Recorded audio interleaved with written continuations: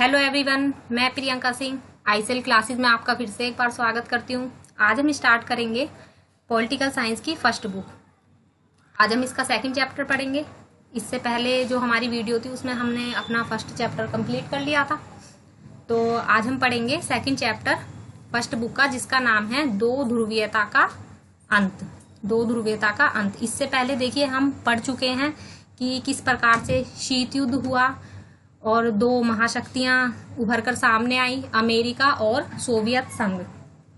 तो आज हम इस चैप्टर में ये पढ़ेंगे कि जो दूसरी दुनिया थी, मतलब सोवियत संघ, उसका किस प्रकार से पतन हुआ, मतलब वो किस प्रकार से टूट गया, ठीक है, गिर गया। तो आज हम इसके बारे में पढ़ेंगे और इसके क्या क्या कारण थे। तो चलिए स्टार्ट कर देते हैं। फ्रेंड्स, अगर आपने मेरे चैनल को अभी तक सब्सक्राइब नहीं किया है तो आप इसे सब्सक्राइब कर दें और साथ में बेल आइकन को भी दबा दें ताकि आपको वीडियो की नोटिफिकेशन मिलती रहे। तो चलिए स्टार्ट करते हैं। सबसे पहले हम स्टार्ट करेंगे बर्लिन की दीवार से। तो देखिए बर्लिन की दीवार क्या थी। बर्लिन की जो दीवार थी वो शीत युद्ध शुरू होने का एक महत्वपूर्ण कारण थी, ठीक है। तो बर्लिन की दीवार क्या थी। बर्लिन की दीवार शीत युद्ध के समय 1961 को खड़ी की गई थी। कब की गई थी? 1961 को खड़ी की गई थी बर्लिन की दीवार, जो कि जर्मनी में थी। जो जर्मनी जो एक देश था उसके बीच में खड़ी की गई थी। उसको दो भागों में बांट दिया था, जिसमें एक पश्चिमी जर्मनी बन गया जो अमेरिका की तरफ था और एक हो गया पूर्वी जर्मनी। यह दीवार शीत युद्ध का सबसे बड़ा प्रतीक थी। कहने का मतलब है कि जो शीत युद्ध था, शीत युद्ध इस बर्लिन की दीवार का एक सबसे बड़ा कारण था। इसी के कारण शीत युद्ध का आरंभ हुआ था। आगे चलते हैं। तो बर्लिन की दीवार इस तरीके से थी। ये जो जर्मनी था, जर्मनी में एक बर्लिन की दीवार, ये मान लो ये बर्लिन की दीवार है, ये वाली। तो इसे दो हिस्सों में बांट दिया। एक तो था पश्चिमी बर्लिन और दूसरा था पूर्वी बर्लिन। यह दीवार पश्चिमी बर्लिन और पूर्वी बर्लिन को अलग अलग करती थी। एक तो पश्चिमी बर्लिन को दो भागों में बट गया था और दूसरा था पूर्वी बर्लिन। कहने का मतलब यह है कि जो पश्चिम हिस्सा था उस पर क्या था, अमेरिका का अधिकार, और जो पूर्वी बर्लिन था वो किसके उसमें अधिकार में था, वो था सोवियत संघ के। आगे बढ़ते हैं। इसका नेक्स्ट पॉइंट है कि यह जो दीवार थी वो करीब 150 किलोमीटर से भी ज्यादा लंबी थी। यह उसकी लंबाई दे रखी है। काफी ऊंची दीवार थी, ये लंबी भी थी। आगे चलते हैं। नेक्स्ट है कि यह दीवार 28 वर्षों तक, 28 सालों तक खड़ी रही। करीब 28 सालों तक यह दीवार खड़ी रही और इसे आखिरकार जनता ने 9 नवंबर 1989 को गिरा दिया। 1961 में यह खड़ी की गई थी और 9 नवंबर 1989 को इसे क्या करा, गिरा दिया। अच्छा, इसके गिराने के बाद फिर क्या हुआ, जो जर्मनी था, जो दो हिस्सों में बटा हुआ था, उसका एकीकरण हो गया, मतलब वो एक हो गया फिर से, और साम्यवाद के अंत की शुरुआत हुई। कहने का मतलब यह है जो सोवियत संघ था उसमें जो साम्यवादी अर्थव्यवस्था थी उसका क्या हो गया, खात्मा हो गया, उसकी समाप्ति हो गई। इस दीवार को गिरने के बाद कई सालों बाद ये दीवार गिरा दी गई। इसके परिणाम स्वरूप मुक्त आवागमन की प्रक्रिया संभव हुई। कहने का मतलब यह था जो वहां पर आने जाने की जो व्यवस्था थी वो फिर से क्या हो गई, शुरू हो गई। लोगों ने क्या करा, आना जाना फिर से स्टार्ट कर दिया। आगे चलते हैं। दीवार के विध्वंस, विध्वंस का मतलब होता है टूटना या गिरना। तो इसे गिरने के बाद शीत युद्ध का अंत हुआ। जो शीत युद्ध था धीरे धीरे क्या हुआ, उसका अंत हो गया। और जो सोवियत संघ था, सोवियत संघ धीरे धीरे क्या हुआ, विघटन के कगार पर आ गया, जिसे हम सोवियत संघ को क्या बोलते हैं, दूसरी दुनिया। तो जो दूसरी दुनिया थी धीरे धीरे क्या हुआ, उसका पतन भी होने लगा, वह टूटने लगा, क्योंकि वो क्या हुआ था, वो धीरे धीरे उसकी अर्थव्यवस्था कमजोर होने लग गई थी। इसलिए धीरे धीरे क्या हुआ, सोवियत संघ का पतन होने लगा। नेक्स्ट क्वेश्चन है हमारा, आगे चलते हैं। द्वितीय विश्व युद्ध के पश्चात यूएसएसआर मतलब सोवियत संघ को एक महाशक्ति बनाने में कुछ महत्वपूर्ण कारक बताइए। कहने का मतलब यह है कि वो कौन कौन सी विशेषताएं थी जिससे सोवियत संघ एक महाशक्ति के रूप में उभरकर सामने आया था। उसमें कौन कौन सी सुविधाएं थी, कौन कौन सी टेक्नोलॉजी थी उसके पास, ठीक है, उसकी अर्थव्यवस्था कैसी थी, तो इसके बारे में हम पढ़ते हैं। तो दूसरे विश्व युद्ध के बाद पूर्वी यूरोप के देश सोवियत संघ के नियंत्रण में आ गए थे। जो यूरोप था, पूर्वी यूरोप जो था, उसके जो कुछ देश थे वो किस में आ गए थे, सोवियत संघ के पास आ गए थे।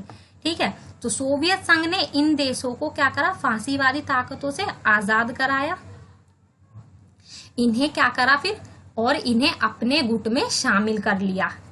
क्यों करा था, क्योंकि ये जो कुछ देश थे इनके पास क्या थे, बहुत सारे संसाधन थे, खनिज पदार्थ थे। ठीक है, तो इसीलिए इन्होंने क्या करा, इसको अपने देश में, अपने गुट में शामिल कर लिया इन देशों को, सोवियत संघ ने। ठीक है, जिसे दूसरी दुनिया कहा गया। क्या कहा गया इसे, दूसरी दुनिया कहा गया।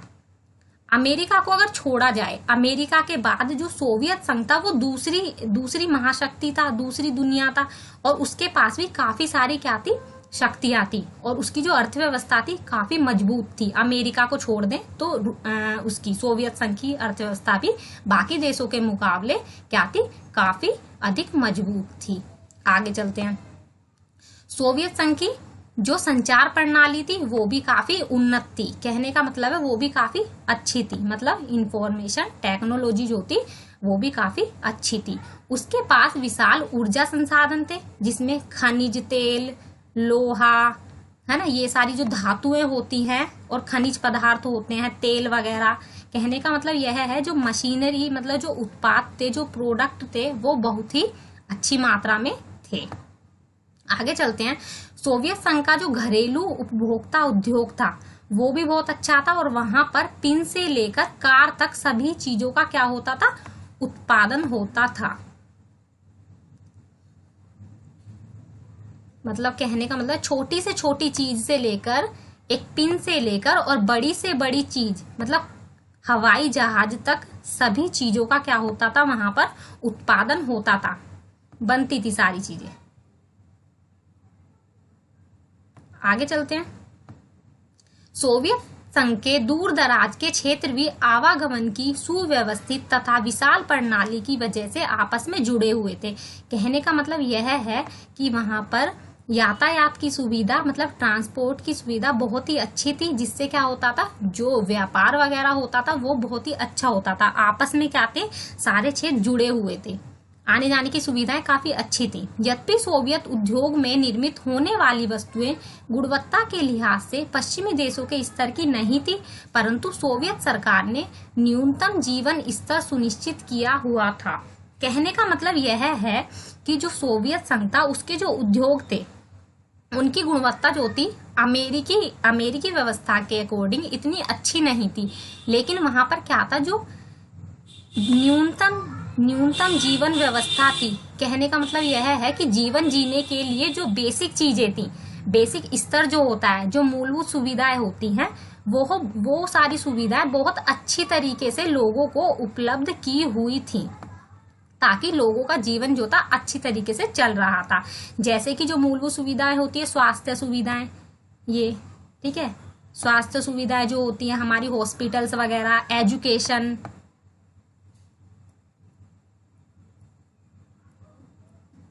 एजुकेशन हमारी, और बच्चों की देखभाल के लिए, और लोक कल्याण की वस्तुएं, ये सारी क्या थी, अच्छी तरह से उपलब्ध थी लोगों को, ये सारी चीजें, एजुकेशन और बच्चों की देखभाल के लिए केंद्र। और वहां पर क्या थी, बेरोजगारी बिल्कुल भी नहीं थी। वहां पर लोग क्या थे, बेरोजगार नहीं थे। कहने का मतलब यह है उनके सभी के पास कुछ ना कुछ काम जरूर था। भूमि और अन्य उत्पादक संपदाओं पर राज्य का नियंत्रण और स्वामित्व था। कहने का मतलब यह है जो राज्य था उसके नियंत्रण में था सब कुछ, भूमि भी और अन्य जो प्रोडक्ट थे उन पर, वो भी। आगे चलते हैं। धीरे धीरे क्या हुआ, पहले तो काफी अच्छी थी, फिर धीरे धीरे क्या हुआ, धीरे धीरे सोवियत प्रणाली पर नौकरशाही का शिकंजा मजबूत होता चला गया। कहने का मतलब यह है कि वहां की जो सरकार थी, जो राज्य था, वो कैसा होता चला गया, वो निरंकुश होता चला गया, जिसमें उससे क्या हुआ कि जो नागरिक थे उनका जो जीवन था बहुत ज्यादा क्या हो गया, नागरिकों का जीवन कठिन हो गया। ठीक है, उनसे जो अधिकार थे वो क्या था, छीने जाने लगे और लोग अपने क्या कर सकते थे, लोगों को लोकतंत्र और अभिव्यक्ति की स्वतंत्रता नहीं थी। जो भी अधिकार दिए हुए थे वो क्या हुआ, धीरे धीरे क्या था, वो सारे उनसे छीने जाने लगे। लोग बिल्कुल भी क्या थे, स्वतंत्र नहीं थे और वो क्या थे, अपने बातों को व्यक्त नहीं कर सकते थे। इसलिए वो क्या करते थे, उन्हें कहने की अभिव्यक्ति का अधिकार नहीं था। वो कार्टून के माध्यम से अपने विचारों को क्या करते थे, प्रकट करते थे। ठीक है, दूसरों को बताते थे। आगे चलते हैं। हथियारों की होड़ में सोवियत संघ ने समय समय पर अमेरिका को बराबर की टक्कर दी थी, क्योंकि जब द्वितीय विश्व युद्ध चल रहा था तो उस समय क्या हुआ कि दोनों के बीच में कड़ा मुकाबला था। तो सोवियत संघ ने क्या करा, अपनी सैनिक सुरक्षा को बढ़ाने के लिए क्या करा, अमेरिका से लड़ने के लिए बहुत सारी मात्रा में अपनी सेना रखी और इसके लिए परमाणु हथियार रखने के लिए क्या की, इसे टक्कर दी। लेकिन इससे क्या हुआ, इसे भारी रूप से आर्थिक रूप से क्या करना पड़ा, बहुत बड़ी कीमत चुकानी पड़ी, क्योंकि वो आर्थिक रूप से क्या हो गया था, कमजोर हो गया था। आगे चलते हैं। सोवियत संघ ने 1979 में अफगानिस्तान में हस्तक्षेप किया। इस कारण सोवियत संघ की व्यवस्था और भी क्या हो गई, कमजोर हो गई थी। 1970 के बाद यह व्यवस्था रुक सी गई, क्योंकि धीरे धीरे क्या हो गया था, सोवियत संघ की जो अर्थव्यवस्था थी वो चरमराने लग गई थी। कहने का मतलब यह है कि वो कमजोर पड़ गई थी और वो व्यापारिक रूप से भी क्या हो गया था, बहुत ज्यादा कमजोर हो गया था। उसकी सैनिक व्यवस्था जो थी बहुत ज्यादा कमजोर हो गई थी, उसके हाथ में इतनी पावर नहीं रही थी। ठीक है, तो धीरे धीरे उसका क्या हो गया, उसका पतन होने लगा, टूटने लगा, कमजोर होने लगा। और जो अमेरिका था वो धीरे धीरे क्या होने लग गया, एक जो शक्ति थी मतलब वो और भी ज्यादा उभर कर सामने आने लगी, मतलब उसका दबदबा बढ़ गया। आगे चलते हैं। आगे है कि निकिता क्रुश्चेव, इनके बारे में पढ़ते हैं। ये कौन है, कि ये जो थे 1953 से लेकर 1964 तक सोवियत संघ के राष्ट्रपति रहे।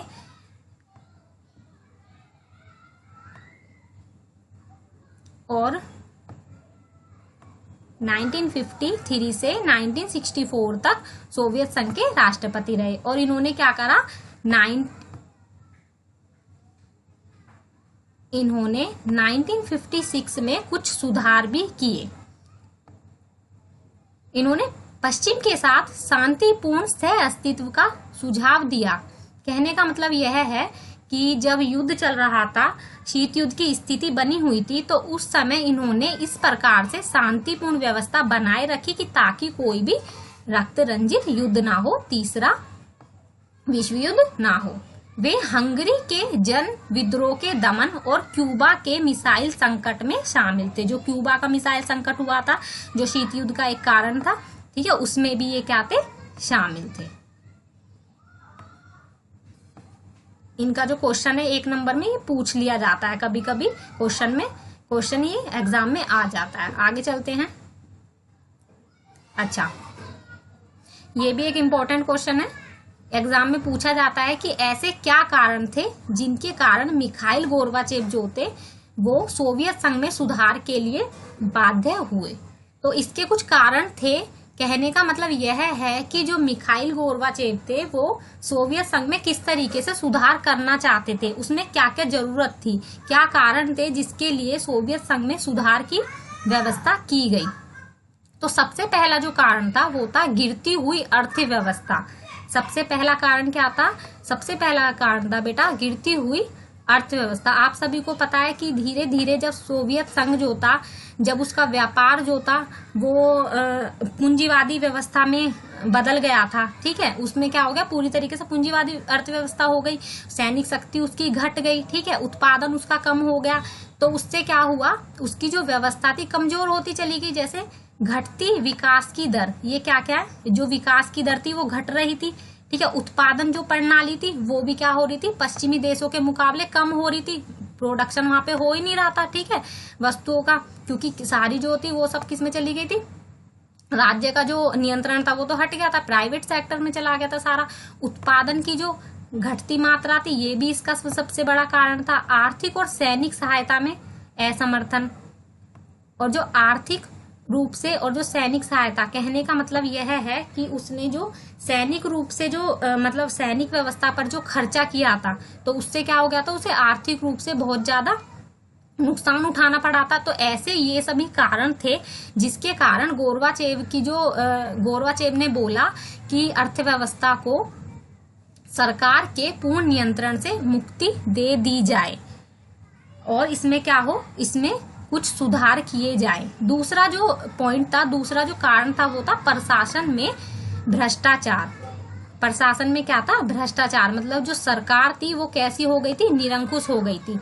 शासन पर क्या था, साम्यवादी दल का पूरा नियंत्रण हो गया था, यानी जो पूरा का पूरा था वो क्या हो गया था, सब कुछ राज्य के हाथ में हो गया था। लोगों पर के जो अधिकार थे वो उनके अधिकार नहीं रहे, लोगों के पास नहीं रहे थे, पूर्ण रूप से लोग स्वतंत्र नहीं थे। जो जनता के प्रति क्या थे, बिल्कुल भी उत्तरदायी नहीं थे, यानी उन्होंने जो भी अपनी जिम्मेदारियां थी वो ठीक से नहीं निभाई। साम्यवादी दल में सदस्यों का विशेष वर्ग उभर कर सामने आया और उन्होंने क्या करा, कुछ लोगों ने अपनी शक्तियों का जो विशेष अधिकार उनको मिले हुए थे उनका क्या करा, बहुत ज्यादा गलत उपयोग करा, जिससे जनता में क्या हुआ, असंतोष बढ़ गया। यानी लोगों पे भी क्या करने लग गए, अत्याचार करने लग गए। छोटे लोग जो थे उन पर अत्याचार करने लग गए, जिससे क्या हुआ, लोग क्या थे, जब उन्होंने लोगों पर अत्याचार करना शुरू किया तो जनता में क्या हो गया, असंतोष फैल गया, विरोध करने लग गए लोग इनका और कहने लगे कि हमें सुधार चाहिए और सुधार की लोग मांग करने लगे। तो ये इसका दूसरा कारण था। पहला था गिरती हुई अर्थव्यवस्था, अर्थव्यवस्था जो थी वो बहुत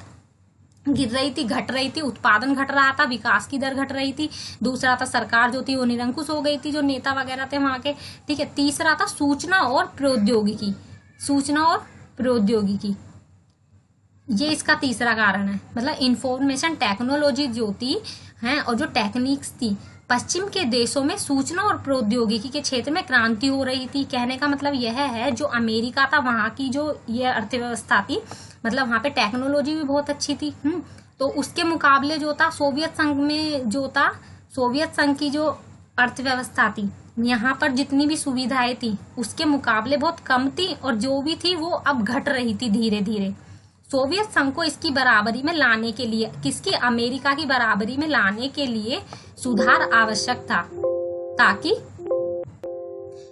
क्या हो, दोनों उसके बराबर आ जाएं और सोवियत संघ जो है वो भी, उसकी भी विश्व में क्या हो, शक्ति कायम रहे।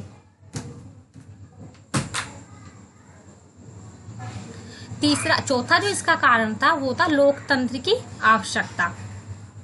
तो इसका चौथा कारण यह था कि वहां पर जो सरकार थी, सारा कुछ जो नियंत्रण था वो था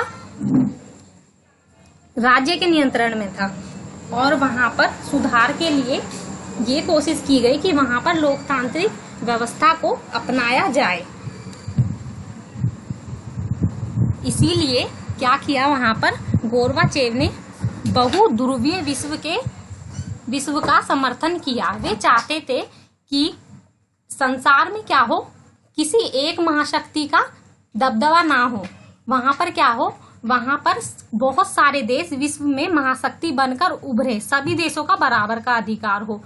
वे तानाशाही के क्या थे, बिल्कुल भी वे तानाशाही के स्थान पर वो क्या चाहते थे, वो चाहते थे एक लोकतांत्रिक सरकार बने, मतलब लोगों को तानाशाही का उन्होंने विरोध किया, ये वाली व्यवस्था ना हो, क्योंकि अगर ये वाली व्यवस्था होगी तो क्या होगा, लोग जो सरकार जो है वो निरंकुश हो जाएगी, ठीक है, और अपनी शक्तियों का क्या करेगी, गलत प्रयोग करेगी। आगे चलते हैं। लोकतांत्रिक व्यवस्था को वे लाना चाहते थे ताकि शांति और सुरक्षा से विकास हो सके और लोगों को क्या हो, लोगों को अपनी सरकार चुनने का अधिकार मिल सके, लोग अपने अधिकारों को सेफ रख सकें और अपने विचारों को अभिव्यक्त कर सकें, ठीक है। चलिए आगे बढ़ते हैं। इसके 4 कारण थे। सोवियत संघ के नेक्स्ट क्वेश्चन है, सोवियत संघ के विघटन के या पतन के या टूटने के क्या कारण थे? ये इंपॉर्टेंट क्वेश्चन है और एग्जाम में जरूर पूछा जाता है, तो आप इसे टिक कर लीजिए। तो हम पढ़ते हैं कि जो सोवियत संघ था, जब धीरे धीरे वो कमजोर हो गया था, टूटने लगा था 1990 के दशक में, तो उसके बहुत सारे कारण थे जिन कारणों की वजह से उसका पतन हुआ, उसकी जो अर्थव्यवस्था थी वो गिर गई। कहने का मतलब यह है कि जो सोवियत संघ था, मतलब दूसरी दुनिया का धीरे धीरे क्या हो गया, अंत हो गया। तो इसके हम कारणों के बारे में पढ़ेंगे। सोवियत संघ की राजनीतिक आर्थिक संस्थाएं अंदरूनी कमजोरी की वजह से, मतलब बहुत सारी क्या थी, उसकी जो अर्थव्यवस्था थी उसमें बहुत सारी कमियां आने लग गई, कमजोरियां आने लग गई, जिसके कारण लोगों की आकांक्षाएं मतलब इच्छाएं जो हैं वो पूरी नहीं हो पा रही थी, सफल नहीं हो पा रही थी। और वो क्यों नहीं हो रही थी, इसके कई सारे कारण थे जिसके बारे में हम डिटेल में पढ़ेंगे। तो इसका पहला कारण यह था कि कई वर्षों तक अर्थव्यवस्था क्या थी, रुक गई थी, क्योंकि वहां पर क्या था, उत्पादन नहीं हो रहा था। ठीक है, लोग क्या हो गए, धीरे धीरे बेरोजगार हो गए थे। ठीक है, तो इसलिए क्या हो गया, कई वर्षों तक अर्थव्यवस्था जो थी रुक गई थी, क्योंकि वहां पर आर्थिक रूप से मंदी आ गई थी। सोवियत संघ ने अपने संसाधनों का ज्यादातर हिस्सा जो था परमाणु हथियारों पर और सेना पर खर्च कर दिया था, क्योंकि जब युद्ध था तो अपनी शक्ति को मजबूती देने के लिए, अपनी अर्थव्यवस्था को विश्व में कायम करने के लिए, महाशक्ति बनने के लिए वर्ल्ड में, उसने क्या करा था, सबसे ज्यादा परमाणु हथियार इकट्ठे किए थे, क्योंकि वो अमेरिका का सामना कर रहा था और अपनी सेना को क्या करा था, मजबूत करा था। तो इसलिए उसने क्या करा, बहुत सारा पैसा जो था उस पर खर्च कर दिया, तो जिसके कारण क्या हुआ, बाद में उसे आर्थिक रूप से तंगी हो गई। आगे चलते हैं। उसने अपने संसाधन पूर्वी यूरोप के देशों पर खर्च किए ताकि सोवियत संघ का उन पर नियंत्रण बना रहे। कहने का मतलब यह है कि जब कोई भी महाशक्ति अपना दबदबा कायम करना चाहती है तो वो क्या करती है, बहुत सारे देशों को मतलब अपने ग्रुप में मिला लेते हैं। जब कोई भी इंसान, कोई भी देश, कोई भी ग्रुप अपनी शक्ति को बढ़ाना चाहता है तो क्या करता है, बाकी लोगों को, देशों को अपने उसमें शामिल कर लेता है ग्रुप में। तो ऐसे इन्होंने भी क्या था, अपने अपने ग्रुप में कुछ लोगों को शामिल कर लिया, देशों को शामिल कर लिया था। तो जो यूरोप के जो देश थे उनको शामिल कर लिया था और उनको कुछ आर्थिक सहायता भी देता था और कुछ लेता भी था उनसे, है ना, उन पर नियंत्रण कर लिया था। तो इससे भी इसको क्या हुआ, इससे भी इसको नुकसान हुआ। ठीक है, सोवियत संघ पर आर्थिक दबाव बना रहा और व्यवस्था इसका सामना करने में सफल रही, जिससे क्या हुआ, जब हम किसी से कुछ सहायता लेंगे, मान लो अब जैसे यह यूरोप से कुछ सहायता लेता था, जब इसने उस पर नियंत्रण कर लिया था तो वो यूरोप जो था वो भी तो सोवियत संघ पर कुछ ना कुछ दबाव डालेगा ना बेटा, वो भी तो अपनी कुछ बात मनवाएगा, फ्री में तो कोई किसी का कुछ काम करेगा नहीं, है ना। तो वो भी क्या करता था, इस पर दबाव डालने लगा। ठीक है, जिससे क्या हुआ, धीरे धीरे विफल होता चला गया। 70 वर्षों तक कम्युनिस्ट पार्टी ने सोवियत संघ पर शासन किया। यह जनता के प्रति उत्तरदायी नहीं थी, जिससे व्यापक भ्रष्टाचार फैल गया। ये हमने अभी पढ़ा था कि जो वहां की जो सरकार थी वो कैसी हो गई, तानाशाही होने लगी थी। ठीक है, और वो बिल्कुल भी जनता के प्रति जवाबदेही नहीं थी, उत्तरदायी नहीं थी, मतलब जनता की जरूरतों को क्या अपना निरंकुश होती जा रही थी, तो उनको क्या कर रही थी, उनकी जो समस्याएं थी, लोगों की जो जरूरतें थी, उन पर ध्यान देना बंद कर दिया था। सोवियत संघ के लोग पश्चिमी राज व्यवस्था और पूर्वी राज व्यवस्था के अंतर को देख चुके थे, इसलिए सबको लगा कि लोकतांत्रिक पूंजीवादी अर्थव्यवस्था को अपनाया जाए।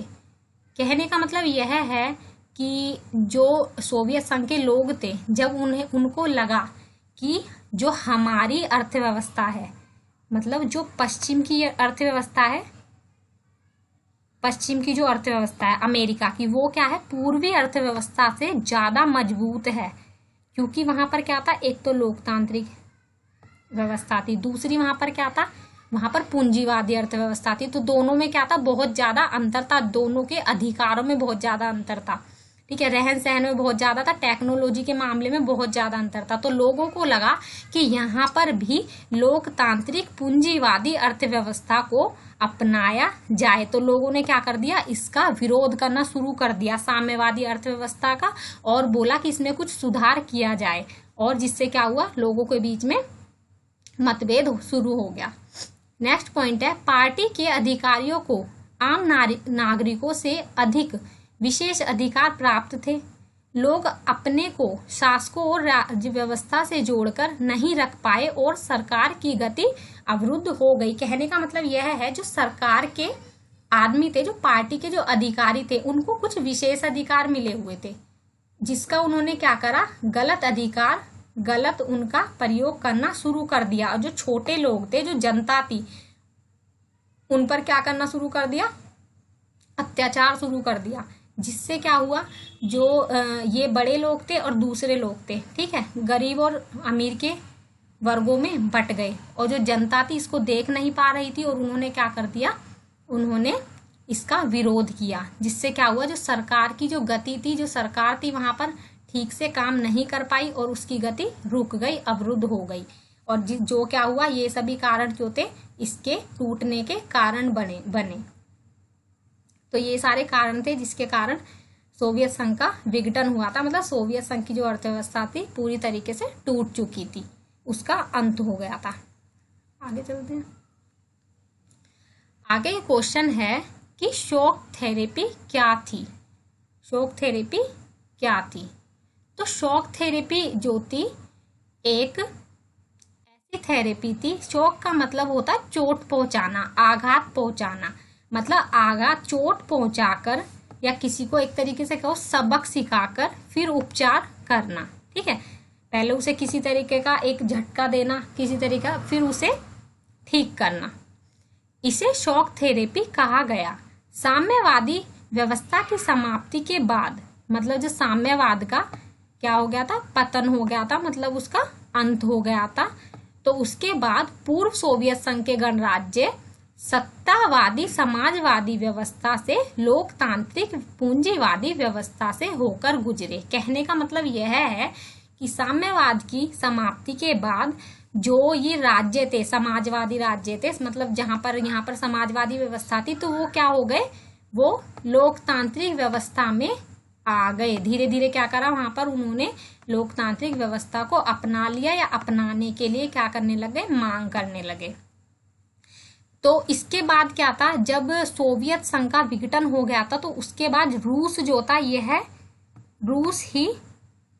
रूस को ही शक्ति मिली, यही उभर कर आया एक शक्ति के रूप में, ठीक है, इसे ही चुना गया। तो रूस मध्य एशिया के गणराज्य तथा पूर्वी यूरोप के देशों में पूंजीवाद की तरफ संक्रमण के विशेष मॉडल को अपनाया गया। रूस में अपनाया गया था सबसे पहले पूंजीवाद को, ठीक है।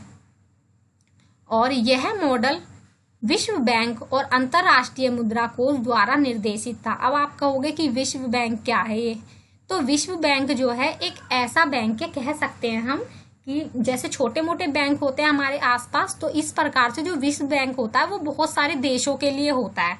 तो जो विश्व बैंक था उसका जो निर्माण हुआ था वो हुआ था 1944 में। विश्व बैंक की स्थापना हुई थी और इसमें 5 संस्थाओं का योगदान था। कहने का मतलब यह है कि जो 5 संस्थाएं थी, जो ये अंतरराष्ट्रीय मुद्रा कोष है, ये भी एक इसकी संस्था ही है, तो इससे मिलकर बना है। इसमें 5 संस्था काम करती हैं इसके अंडर में, और इसमें 185 देश इसके क्या है, सदस्य हैं। तो ये क्या करता है, यह बैंक जो करता है, यह बहुत सारे देशों के हित के लिए सोचता है। इसमें क्या है, सतत विकास को बढ़ावा देना। इसकी स्थापना इसलिए की गई थी ताकि लोगों का, देशों का, गरीब देशों का, जो आर्थिक रूप से बहुत ज्यादा गरीब थे। कहने का मतलब है कि द्वितीय विश्व युद्ध के बाद जो लोग अभी अभी हाल में स्वतंत्र हुए थे और जिनको आर्थिक रूप से परेशानी थी, तो उनकी समस्याओं का हल किया जाए और लोगों का इस तरीके से विकास किया जाए ताकि आने वाली पीढ़ियों का भी ठीक से विकास हो सके सभी का।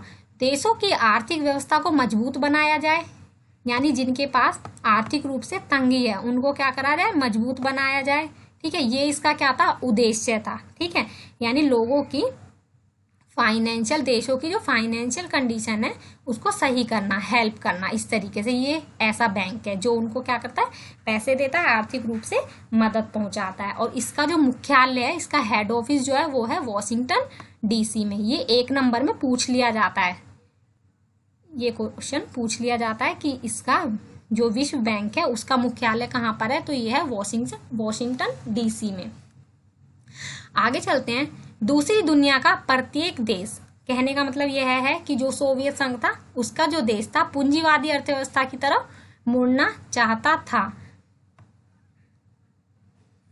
क्योंकि पूंजीवाद में क्या था, सब कुछ प्राइवेट सेक्टर के हाथों में होता है, ठीक है। और जो अमेरिका था उसने इसी अर्थव्यवस्था को अपनाया हुआ था। संपदा के निजीकरण तथा व्यावसायिक स्वामित्व को तुरंत अपनाने की बात कही गई।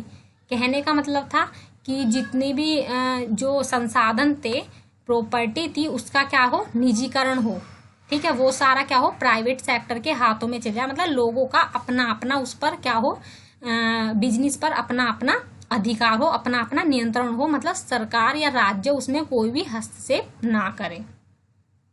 मुक्त व्यापार को आवश्यक समझा गया, मतलब कहने का मतलब है खुला व्यापार होगा, कहीं भी कोई भी व्यापार कर सकता है, कोई भी देश किसी के साथ भी। मुद्राओं में परिवर्तन को आवश्यक समझा गया, मतलब कहने का मतलब है कि जो मुद्रा होती है, मतलब मनी होती है, आपस में ट्रांसफर हो सकती है, होनी चाहिए। पूर्वी देशों को एक दूसरे से जोड़ने की जगह पश्चिमी देशों से जोड़ा गया। कहने का मतलब यह है जो पूर्वी देश थे, पूर्वी खेमे के जो देश थे, उन्हें आपस में जोड़ने के बजाय क्या हो, उन्हें पश्चिमी व्यवस्था से जोड़ा जाए। नेक्स्ट पॉइंट है कि पूंजीवादी देश इन देशों पर नियंत्रण रखने लगे और अपनी विभिन्न एजेंसियों की मदद से स्वयं के नेतृत्व द्वारा पूर्वी खेमों के देशों का मार्गदर्शन करने लगे। कहने का मतलब यह है कि जो पूंजीवादी देश थे, जो अमेरिका के गुट के देश थे, वो क्या करने लग गए, इन लोगों का मार्गदर्शन करने लगे, इन्हें बताने लगे कि किस तरीके से इन्हें व्यापार करना चाहिए और ये किस प्रकार से व्यापार करके उनसे हाथ मिला सकते हैं, है ना। बहुत सारी एजेंसियों की मदद लेने लग गए और उनका नियंत्रण करने लग गए, उनका मार्गदर्शन करने लगे। और जो पश्चिमी जो पूर्वी खेमा था वो पूरी तरीके से क्या हो गया, पूंजीवाद की तरफ बढ़ गया, यानी पूंजीवाद से हाथ मिला लिया। नेक्स्ट, अब ये जो शॉक थेरेपी थी, इसके कुछ बुरे परिणाम भी हुए थे, इससे कुछ फायदे भी हुए और इससे कुछ नुकसान भी हुआ। तो इसके क्या क्या परिणाम निकल कर आए। शॉक थेरेपी को 1990 में अपनाया गया था, 1990 में अपनाया गया। शॉक थेरेपी के कारण पूरी अर्थव्यवस्था तहस नहस हो गई, मतलब जो जैसा माना था ऐसा कुछ पूरी तरीके से नहीं हो पाया, क्योंकि क्या था, लोगों में क्या हो गया, देशों में उथल पुथल सी मच गई। कोई कुछ कह रहा था, कोई कुछ कह रहा था, कोई किसी चीज को अपनाना चाह रहा था, क्योंकि क्या था, पूरी एकता नहीं थी, क्योंकि जो अर्थव्यवस्था थी वो पहले से ही रुकी हुई थी, तो जिसके अनेक परिणाम देखने को मिले। तो क्या क्या परिणाम हुए कि इस इलाके के लोगों को बर्बादी की मार झेलनी पड़ी। लोग क्या हो गए, बर्बाद हो गए, क्योंकि वहां पर जितनी भी सुख सुविधाएं थी धीरे धीरे वो सारी क्या हो गई थी, सरकार ने खत्म कर दी थी। रूस में पूरा का पूरा राज्य नियंत्रित औद्योगिक ढांचा चरमरा उठा, और जो क्या था, जो सरकार का जहां पर नियंत्रण था वो सारा क्या हो गया था, बिल्कुल अब बेकार हो गया था वहां पर, क्योंकि सारा कुछ जो था वो प्राइवेट सेक्टर के हाथों में चला गया था। करीब 90% जो उद्योग थे, जितनी भी इंडस्ट्री थी, वो सारी क्या हो गई, प्राइवेट सेक्टर, मतलब उन्हें प्राइवेट कंपनियों को बेच दिया गया, जिसमें क्या हुआ, जिसमें बेटा अमीर और गरीब दो वर्ग बन गए। तो जो जिनके हाथों में बड़े बड़े उद्योग चले गए, कंपनियां चली गई, वो सारे क्या हो गए, वो अमीर हो गए, जिससे क्या हुआ, गरीब और अमीर का अंतर उभर कर सामने आया। महत्वपूर्ण जो उद्योग थे, जो बड़े बड़े उद्योग थे, उनको इतना झटका लगा कि उनकी कीमतों को क्या कर दिया, उल्टा पुल्टा कर दिया, मतलब उनको कम कीमतों में उन्हें बेचा गया और उन्हें क्या करा, औने पौने दाम में बेचा गया। औने पौने मतलब उल्टे सीधे, जैसा जो उसका दाम था सही दामों में उसे नहीं बेचा गया, बस जितना जिसे बोला उतना उसने जरूरत के अकॉर्डिंग बेच दिया या खरीद दिया। तो ये जो भी थे, जितने भी थे, सारे जो परिणाम थे, ये सारे सोवियत संघ के विघटन के ही लिए थे, उसी के कारण उसका विघटन हुआ था। और जो ये जब इसकी उद्योगों की कीमत कम हो गई थी और जो उद्योग थे इन्हें जब कम कीमत में बेचा गया तो इसे उस समय की सबसे बड़ी इतिहास की सबसे बड़ी गराज सेल के नाम से जाना जाता है। मतलब यह ऐसी बिक्री थी जो उस टाइम की सबसे बड़ी बिक्री या सेलिंग हुई उस समय। महाबिक्री के लिए नागरिकों को अधिकार पत्र दिए गए। उन्हें एक नियुक्ति पत्र दिया गया जिससे वो बिक्री कर सकते थे, परंतु उन्होंने क्या किया, ज्यादातर नागरिकों ने अपने अधिकार पत्र जो थे काला बाजारियों को बेच दिए, क्योंकि उन्हें क्या करना था, उन्हें ज्यादा से ज्यादा क्या थी, धन की आवश्यकता थी। मतलब उन्हें तो पैसा चाहिए था, इसलिए उन्होंने क्या करा, सारा जो माल था सारा क्या कर दिया, काला बाजारियों को बेच दिया। ब्लैक मार्केटिंग हो गई मतलब। और जो रूसी मुद्रा थी, मतलब रूस की जो मनी थी, जिसे क्या बोलते हैं, रूबल बोलते हैं, ये पूछ लिया जाता है, 1 नंबर में आ जाता है। इसके मूल्य में क्या आई, गिरावट आई। मतलब जो मनी थी, जैसे जो हमारा इंडिया है, इसकी जो मुद्रा है वो है रुपया, है ना, अमेरिका की क्या है, डॉलर। तो ऐसी रूस की जो मुद्रा थी रूबल, उसके जो मूल्य में क्या आई, गिरावट आई। मुद्रास्फीति इतनी अधिक हो गई कि लोगों की जमा पूंजी जाती रही। मुद्रास्फीति का मतलब होता है कि जो नॉर्मल कीमत होती है, जो वस्तु की नॉर्मल कीमत होती है, जब वो बढ़ती रहे और जो पैसे की कीमत है उसमें गिरावट आए तो उसे बोलते हैं मुद्रास्फीति। तो वो क्या हो गई, वो बहुत ज्यादा हो गई, जिससे लोगों ने जो जमा की हुई थी अपनी राशि, जमा की हुई थी अपनी पूंजी, वो भी उनकी चली गई। क्योंकि इससे क्या होगा, जब पैसे की जो कीमत है उसमें गिरावट आएगी और महंगाई बढ़ेगी तो उससे क्या होगा, आर्थिक रूप से कमजोरी आएगी, लोगों का बजट क्या होगा, खराब होगा। सामूहिक खेती जो थी वो तो अब खत्म हो गई थी, जिससे लोगों को क्या हुआ, खाद्यान्न की सुरक्षा नहीं रही। क्योंकि पहले तो सब कुछ सरकार के उसमें था, अब तो सारा प्राइवेट में हो गया, है ना। तो क्या हुआ, खाद्यान्न जो थे उसकी कमी होने लगी। जो हमारे खाद्यान्न फसलें होती है, रूस में खाद्यान्न का आयात आरंभ कर दिया। मतलब अब रूस में क्या होने लग गया, जो खाद्यान्न थे, मतलब जो अन्न था वो बाहर से मंगाया जाने लगा। पुराना व्यापारिक ढांचा जो था टूट गया। मतलब बिजनेस करने का जो एक तरीका था वो क्या हो गया था, बिल्कुल चेंज हो गया था वहां पर। और इसके स्थान पर कोई भी विकल्प नहीं रहा। एक तो पुराना वाला जो था वो भी टूट गया था, और जो पूंजीवादी व्यवस्था थी कुछ लोगों ने वो अपना ली थी। तो क्या हुआ, दोनों तरफ से एक क्या थी, बहुत बड़ी परेशानी बनकर उभरी। समाज कल्याण की पुरानी व्यवस्था को क्रम से नष्ट कर दिया गया। जिस तरीके से जो चल रहा था, जैसा भी वो जो व्यवस्था थी, धीरे धीरे नष्ट हो गई। इसकी वजह से अधिकांश लोग गरीबी में फंस गए। कहने का मतलब यह है कि जिन लोगों ने पूंजीवादी व्यवस्था को अपना लिया था, उन्होंने क्या किया कि व्यापार को अपने अपने हाथों में ले लिया। तो जो जितना भी व्यापार था, जितनी भी कंपनियां थी, उनके हाथों में चली गई।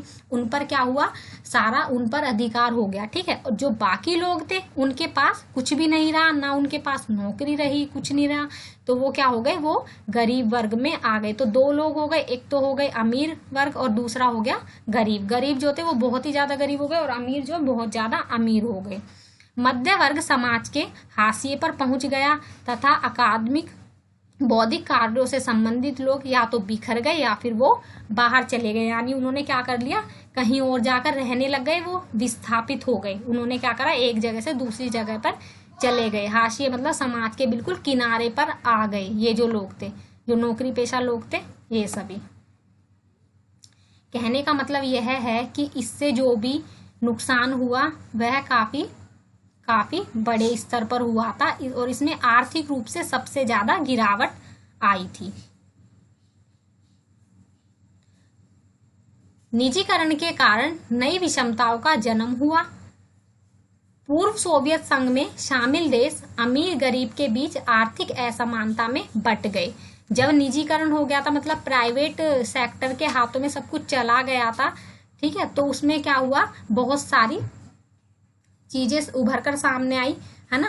और पूर्वी सोवियत संघ में शामिल देश जो थे वो अमीर और गरीब 2 वर्गों में बट गए थे। लोगों में क्या आ गई थी, असमानता आ गई थी, इक्वेलिटी नहीं रही थी, ठीक है। रूस सहित ज्यादातर देशों की अर्थव्यवस्था ने सन 2000 में आजादी के 10 वर्षों बाद खड़ा होना स्टार्ट किया। कहने का मतलब यह है कि सोवियत संघ के बाद जो ये देश था रूस, ये थोड़ा उसके बाद उभर कर सामने आया। मतलब पूरी जो बागडोर थी वो सारी क्या हो गई, रूस में, मतलब सोवियत संघ में एक रूस ही एक ऐसा देश था जो बाद में थोड़ा उभरा। तो इसने क्या करा, 2000 में आजादी के 10 वर्षों बाद खड़ा होना, धीरे धीरे अपनी अर्थव्यवस्था को मजबूत करना शुरू कर दिया। इन अधिकांश देशों की अर्थव्यवस्था के पुनर्जीवन का कारण था खनिज तेल, क्योंकि यहाँ पर क्या था, खनिज तेल, प्राकृतिक गैस, धातु और प्राकृतिक संसाधनों की क्या थी, भरमार थी। मतलब ये क्या करते थे, निर्यात करते थे। निर्यात का मतलब होता है दूसरे जगहों पर बेचना।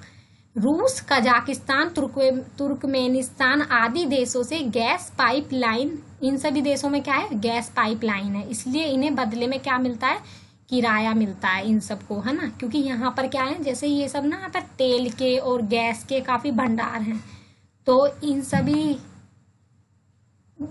संसाधनों के कारण क्या है, ये सभी देश जो है आर्थिक रूप से काफी मजबूत है। अतः इन देशों में एक सीमा तक विनिर्माण का काम भी फिर से शुरू हुआ। फिर से क्या हुआ, उत्पादन जो था फिर से स्टार्ट हो गया। कहने का मतलब यह है कि धीरे धीरे